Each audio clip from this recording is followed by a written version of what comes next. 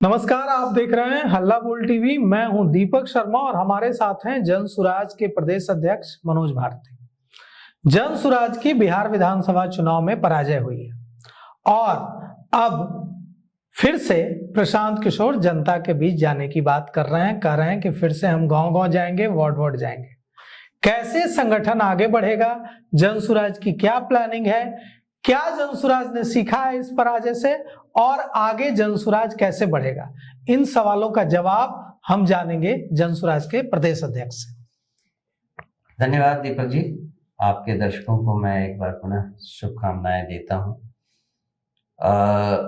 चुनाव में जो नतीजे आए वो हमारे लिए अप्रत्याशित थे। हमें कुछ समय लगा इस बात को एनालाइज करने में कि हमारे इस हार के क्या क्या कारण थे। ब्रॉडली स्पीकिंग हम इसे दो भागों में बांट सकते हैं उन कारणों को। एक थे जो एक्सटर्नल रीजंस थे और बाकी जो थे वो इंटरनल, आंतरिक कारण थे। एक्सटर्नल रीजंस में भी दो पार्ट हैं। एक वो जिनके ऊपर हम कुछ नहीं कर सकते थे। चुनाव के कुछ पहले ये हवा चली जिसमें लोग आ गए कि अगर आपने अपना वोट कहीं और दिया तो जंगल राज आ जाएगा। इस पर तो केवल हम जनता को अगले 5 सालों में समझा सकते हैं अपने वादों से, अपने काम से, उनके लिए हम जो काम करें सड़कों पे, गांव में, गलियों में, उससे। लेकिन दूसरा जो कारण था जिसके तहत सरकार ने चुनाव वोटिंग के दिन, ऑलमोस्ट वोटिंग के दिन तक लोगों के अकाउंट में 10-10 हजार रुपए ट्रांसफर किए और चुनाव आयोग ने इस पर अपनी आंखें मूंद ली। इस पर हम कुछ कर सकते थे, जो हमने किया।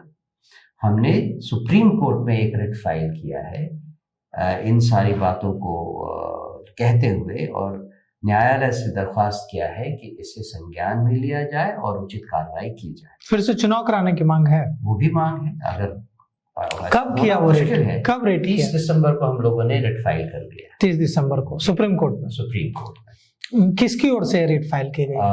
जनसुराज पार्टी की तरफ से। जनसुराज पार्टी की तरफ से जी। और क्या क्या मांगे हैं इसके?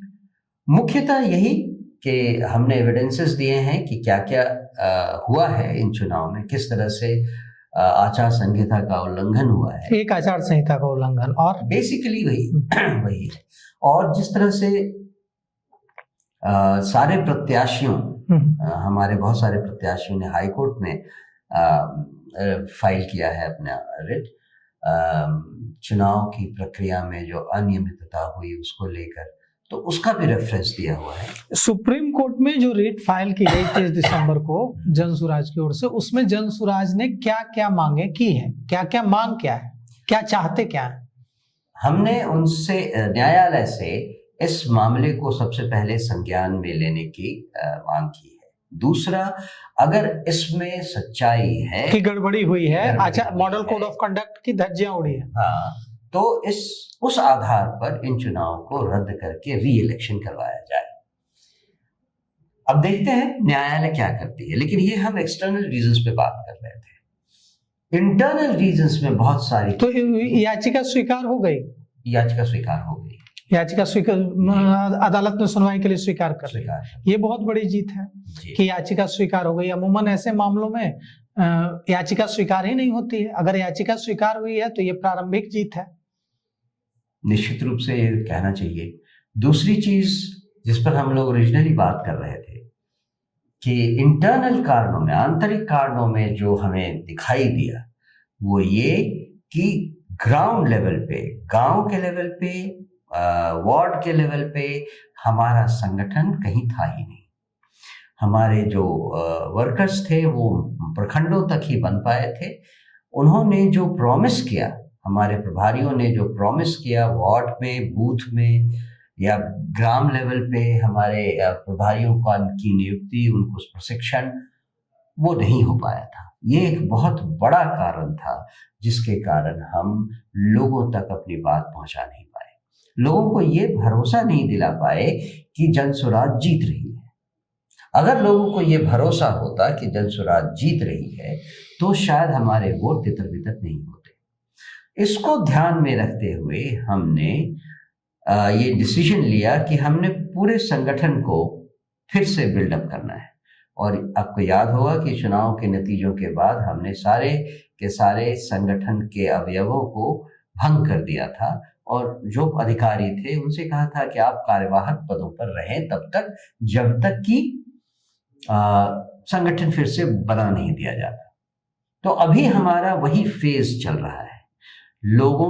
हमारे पर्यवेक्षक डिफरेंट जिलों में गए, संगठन के और हमारी पार्टी के जो सदस्य शुरू से हमसे जुड़े हुए हैं उन सबको बिठाकर ये डिसाइड किया गया कि अगर नया संगठन बनाना है तो किन लोगों को महत्व और पोजीशन दिया जाना चाहिए, जिससे कि जो एलिगेशन हम पर पहले से लगे थे कि हमने ऊपर से लोगों को बिठा दिया था संगठन के अलग अलग पदों पर, वो ना होकर लोगों की राय इसमें ली जाए और उनकी भावनाओं की कदर करते हुए नया संगठन बनाया जाए। तो ये काम मूलतः खत्म हो गया है और अब हम होपफुली 29 तारीख तक नए संगठन की घोषणा कर दें, ऐसी उम्मीद है। और उसके बाद इनको लेकर एक प्रशिक्षण या वर्कशॉप फरवरी के पहले सप्ताह में होगा और उन्हें ये जिम्मेदारी दी जाएगी एक गिवन टाइम फ्रेम में कि वो हर जिले में प्रखंड और फिर प्रखंड से गांव और फिर गांव से वार्ड तक के संगठन का चयन करें। उसकी शुरुआत वार्ड से होनी है, क्योंकि वार्ड में अगर हमारे सदस्य बने, नए सदस्यता अभियान भी चलनी है, जो नए सदस्य बने उनके बीच ही अगर वार्ड समिति का अध्यक्ष चुना जाए उन्हीं 50 लोगों में, तो ये उनके द्वारा चुना हुआ पदाधिकारी होगा। फिर मान लीजिए एक गांव में 15 वार्ड है, तो अगर हमने हर वार्ड से 5-5 लोगों को चुनकर एक जगह बिठाया और 75 लोगों को कहा कि आप अपने ग्राम समिति, जन स्वराज ग्राम समिति का निर्माण करें और अपने अध्यक्ष, अपने उपाध्यक्ष, अपने महासचिव वगैरह को चुन लें। ठीक इसी तरह जब गांव में ये हो गया तो एक प्रखंड में मान लीजिए कि 12 गांव है, ग्राम पंचायत है, तो हर ग्राम पंचायत से अगर हमने 5 ऐसे सदस्यों को लेकर उनको बिठाकर फिर प्रखंड की संरचना कर ली, तो ये होगा असल में जन स्वराज का संगठन। और इसी की हम कोशिश अगले 2 से 3 महीनों में करेंगे। इस बीच में इन 3 महीनों में एक तरफ तो संगठन का काम चलेगा, दूसरी तरफ जनता के द्वारा फेस की जा रही मुश्किलों, गवर्नमेंट के द्वारा की जा रही ज्यादतियों, वादा खिलाफी के जितने भी इश्यूज हमारे पास आएंगे या जनता में से उठाए जाएंगे, हम उनका साथ देने, सरकार के अगेंस्ट काम करेंगे, सरकार को ज्ञापन देने का, उनको फॉलो अप करने का, और ऐसा नहीं हुआ तो सड़कों पर उतरने का भी काम करेंगे। ये हमने आगे के 5-6 महीनों के बारे में सोचा हुआ है।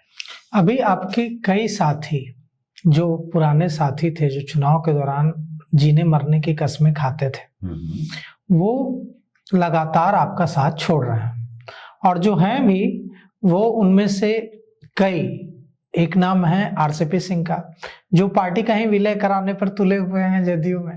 तो आप प्रदेश अध्यक्ष हैं, पार्टी की बागडोर आपके हाथ में है बिहार में पार्टी की। आप क्या कहना चाहते हैं ऐसे साथियों से जो आरसीपी सिंह हो या दूसरे जो साथी हो, जो पार्टी को ही मर्ज करा रहे हैं जनता दल यूनाइटेड में, उनसे क्या कहेंगे आप?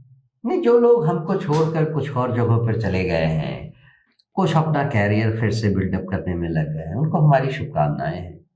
लेकिन जहां तक पार्टी में किसी पार्टी में विलय का सवाल है, वो तो मुझे नहीं लगता है कि संभव है। ये लोग खुली आंखों से सपने देख रहे हैं। कम से कम जब तक मैं प्रदेश अध्यक्ष हूं तब तक तो ये संभव नहीं है। आगे की कौन जानता है। अच्छा, देखिए, कहा जा रहा है, कई लोगों ने कहा, जब आपने 2 दिन पहले हल्ला बोल टीवी से खास बातचीत में कहा कि जन स्वराज का कोई विलय जनता दल यूनाइटेड में नहीं होने जा रहा है या किसी भी पार्टी में नहीं होने जा रहा है। दूर दूर तक हमारी कोई ऐसी योजना नहीं है और ना कोई ऐसी बातचीत हमारी बैकडोर से चल रही है। उस पर कई लोगों ने मुझे फोन किया और कहा कि जब आप नेक्स्ट टाइम जब आप जन स्वराज के प्रदेश अध्यक्ष का इंटरव्यू करें तो उनसे पूछें कि ये बात तभी उठी है जब कहीं कुछ बातचीत चली होगी, तभी ये बात सामने आई है। अचानक ये बात कैसे आ गई कि आरसीपी सिंह, पवन वर्मा, प्रशांत किशोर और नीतीश कुमार इन सब के बीच बातचीत शुरू हुई है। ये सुगबुगाहट आई, कुछ बातचीत हुई होगी तभी तो ये बात आई।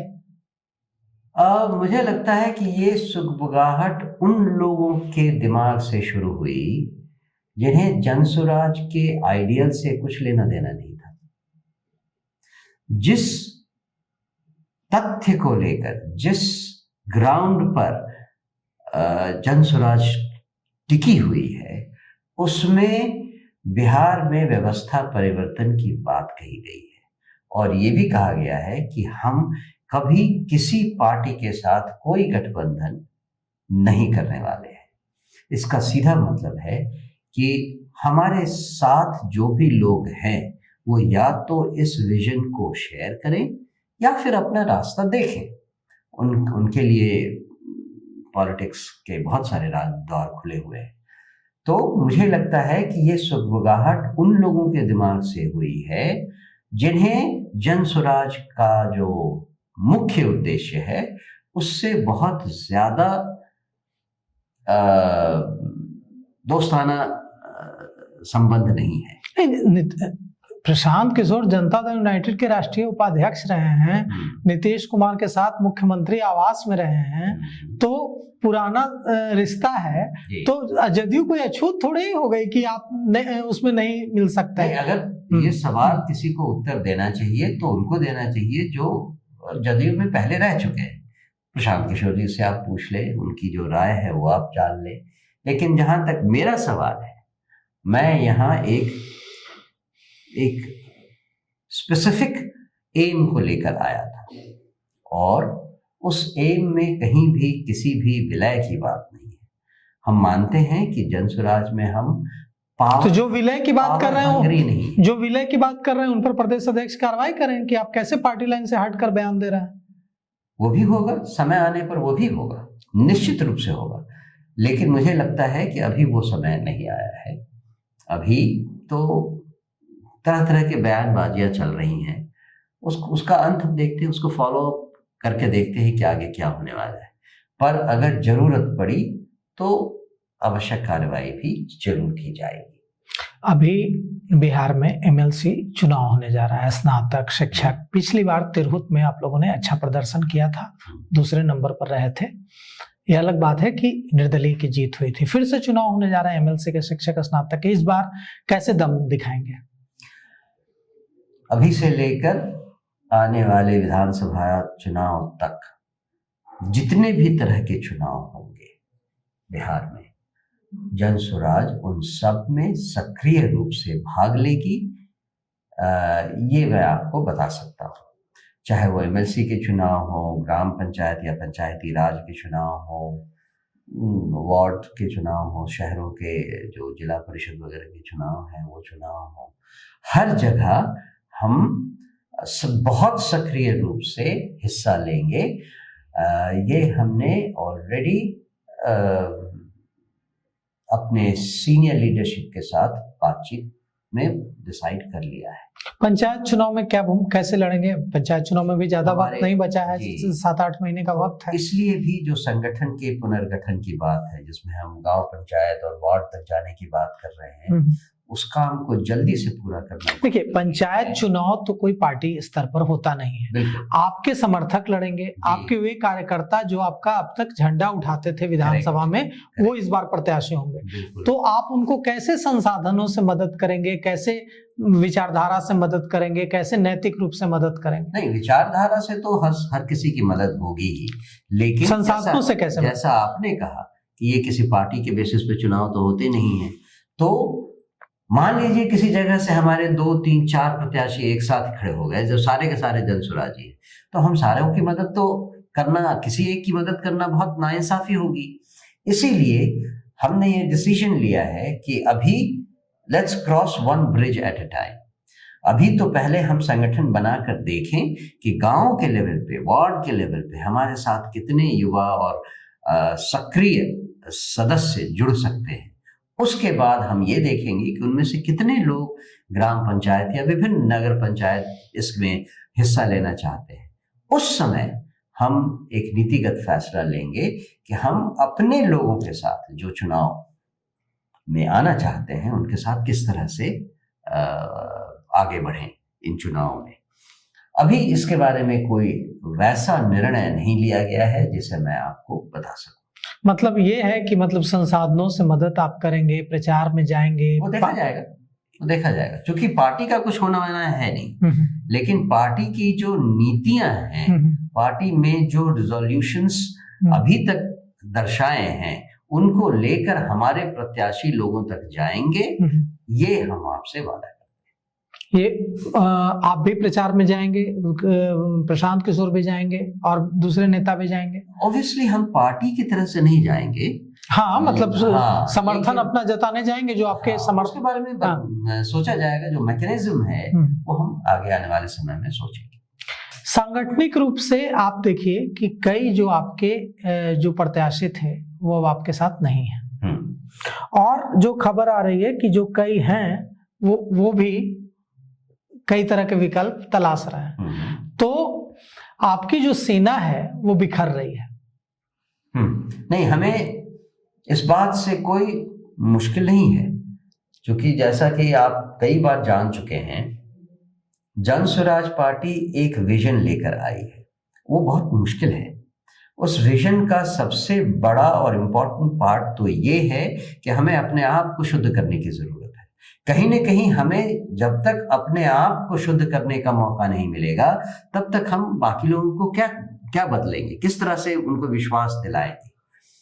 तो अभी जो लोग हमसे बिछड़ रहे हैं, कहीं और अपनी जगह तलाश कर रहे हैं, इसका सीधा साधा मतलब है कि वो जन स्वराज की आत्मा से जुड़ नहीं पाए। और ऐसे लोग अगर बाहर चले जाएं तो हमें कोई प्रॉब्लम नहीं। हमारे लिए अच्छी बात है कि जो लोग जन स्वराज को समझे नहीं या उसके साथ चलने को तैयार नहीं है, किसी कारणों से वो हमसे जुड़े थे और हम भी उनको उस समय पहचान नहीं पाए, अच्छा है कि इस बहाने से हम उनको जान लेंगे और उनको अपना रास्ता चुनने की इजाजत दे देंगे। तो हमें इस बात से कोई प्रॉब्लम नहीं है कि हमारे कितने लोग कहाँ चले गए। बहुत सारी विसंगतियां हुई हैं, उससे अफेक्टेड होकर जो लोग छिटक गए, उनमें से अगर कुछ लोग ये भी कहते हैं कि नहीं, हमने देख लिया, लेकिन सबसे अच्छा विकल्प अभी जन स्वराज का ही है, तो हम उनको वापस लाने में कोई प्रॉब्लम नहीं करेंगे। लेकिन जिनको ऑब्वियसली निकल जाना है और उनको लगता है कि जन स्वराज में उनके लिए कोई और भविष्य नहीं है, जन स्वराज की आइडियोलॉजी से उनकी आइडियोलॉजी मैच नहीं करती, उनको हम शुभकामना देते हैं, अपना रास्ता खुद तलाश करें। जब प्रशांत किशोर ने कहा कि 2-2 हजार रुपए पार्टी को सहयोग करने हैं सबको, और मैं उन वैसे लोगों से मिलूंगा नहीं जो पार्टी को आर्थिक सहयोग नहीं करेंगे, तो यह कहा गया कि क्या चुनाव में इतने पैसे खर्च हो गए कि प्रशांत किशोर बैंकरप्ट होने की हालत में आ गए हैं, कि जन स्वराज बैंकरप्ट होने की हालत में आ गया है। क्यों कहना पड़ा प्रशांत किशोर को ये कि जो 2000 रुपए पार्टी को सहयोग नहीं करेंगे उनसे मैं मिलूंगा नहीं? क्या पार्टी की आर्थिक स्थिति क्या है? प्रशांत जी की जो बात है वो उनसे सुना जाए वो ज्यादा अच्छा है। मैं उनके फाइनेंशियल स्टेटस या फाइनेंशियल पोजीशन, उनके व्यक्तिगत नहीं, पार्टी तो वो पैसे अपने थोड़े ही मांग रहे थे। नहीं, तो पार्टी अभी तक तो उन्हीं के पैसों से चल रही थी, पार्टी का अपना कोई सोर्स तो कभी रहा नहीं।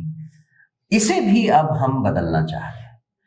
पार्टी अपनी तरफ से इतने फंड इकट्ठा कर सके कि वो पार्टी डिफरेंट लेवल पे, प्रदेश में, जिलों में, प्रखंडों में, गांव में अपना संगठन चला सके। जो हमारे कार्यकर्ता हैं उनके लिए जो ऑफिस है, उनके लिए जो काम करने वाले ऑफिस में एक ऑफिस बॉय कम से कम जरूर होगा। इन सब को रखा जा सके, अच्छी तरह से मेंटेन किया जा सके, इन सब के लिए पैसे खर्च होते हैं। और इतना खर्चा अगर हम खुद अपनी तरफ से बिना आउटसाइड सोर्स पर डिपेंडेंट हुए जमा कर सकें तो पार्टी अच्छी तरह से चल पाएगी। ये ही वो रीजन था जिसके कारण प्रशांत जी ने उस समय ये बात की।